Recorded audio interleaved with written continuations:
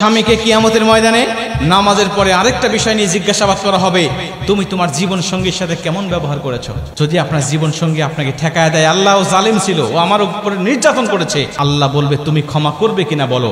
যদি সেই বান্দি আপনাকে ক্ষমা করে দেয় তাহলে আপনি ক্ষমা পেয়ে গেলেন। যদি আপনার স্ত্রী আপনাকে ঠেকায় দেয়, আল্লাহ না আমি ক্ষমা করবো না, সে আমার উপর নির্যাতন করেছে, আল্লাহ বলবে তুমি ক্ষমা করবে না যতক্ষণ, আমি আল্লাহও ক্ষমা করবো না ততক্ষণ। ওর জন্য জাহান্নাম ওয়াজিব হবে, জান্নাত তার জন্য হারাম হয়ে যাবে। আপনার স্ত্রীর সাথে জান্নাতের মধ্যে আপনার সর্বপ্রথম সাক্ষাৎ হবে। আপনার স্ত্রীর সাথে যখন প্রথম সাক্ষাৎ হবে, এক পলকে তার চেহারা দেখে, তার রূপ দেখে, তার যৌবন দেখে, তার সুরত দেখে এক পলকে 40 বছর পর্যন্ত পার হয়ে যাবে।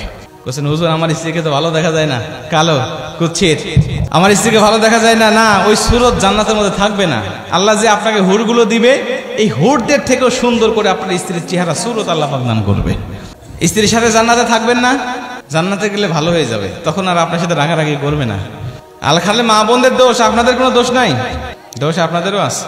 অনেক মা বোনরা আছেন যারা স্বামীর দ্বারা খুবই নির্যাতিত, খুবই কষ্টের মধ্যে থাকেন, আছে না নাই? সামান্য তরকারিতে লবণ কম বেশি হয়েছে, সামান্য তরকারিতে ঝোল কম বেশি হয়েছে। কিছুদিন আগে পত্রিকায় দেখলাম তরকারিতে একটু ঝোল বেশি হয়েছে, এই জন্য চুলার উপর থেকে গরম তরকারি নামাইছে, টকবক করতেছে, ওই গরম তরকারির কারাই ধরে নিয়ে স্ত্রীর মুখের উপরে ঢেল মেরেছে। স্ত্রীর মুখের চামড়াগুলো ফসকা পড়ে গেছে। ওকে কি স্বামী বলবেন আপনি? ও তো মানুষের কাতারেই পড়ে না। অনেক স্বামী আছেন স্ত্রীর উপর অমানবিক নির্যাতন করে। আরে ভাই, একটা মেয়ে 18টা বছর বাবার সংসারে ছিল, বাবার সংসারের প্রতিটা মেয়ে রাজরানীর মতো থাকে। যদিও মেয়েটা কালো, যদিও মেয়েটা দেখতে ভালো নয়, কিন্তু প্রতিটা বাবার কাছে এক একটা মেয়ে রাজকন্যা। কথা বলেন ঠিক কি না? আমার মেয়ে আমার কাছে রাজকন্যা, যদিও আমার মেয়ে দেখতে ভালো নয়, আমার মেয়ে দেখতে কালো, আমার মেয়ে দেখতে কুৎসিত, কিন্তু আমার মেয়ে আমার কাছে রাজকন্যা।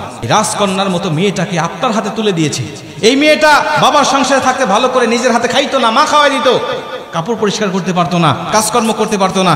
আপনাকে ভালোবেসে আপনার সংসারে এসে এখন সে নিজে রান্না করা শিখছে, এখন সে নিজে কাপড় কাচা শিখছে, এখন সে আপনার জন্য রান্না করে, পরিবারের জন্য রান্না করে, আপনার সন্তানগুলোকে খাওয়ায়। এত কিছু করার পরও আপনার মন পায় না, আপনি তাকে মারধর করেন। এই খাবারে কম বেশি লবণ হলে আপনি তাকে মারেন। এই মেয়েটা আসলে মুখ লুকিয়ে কান্না করা ছাড়া আর কোনো তার জন্য পথ থাকে না। কথা বলেন ঠিক কি না? প্রতিটা স্বামীকে কিয়ামতের ময়দানে নামাজের পরে আরেকটা বিষয় নিয়ে জিজ্ঞাসাবাদ করা হবে, তুমি তোমার জীবন সঙ্গীর সাথে কেমন ব্যবহার করেছো। যদি আপনার জীবন সঙ্গী আপনাকে ঠেকায় দেয়, আল্লাহ জালিম ছিল, ও আমার উপরে নির্যাতন করেছে, আল্লাহ বলবে তুমি ক্ষমা করবে কিনা বলো।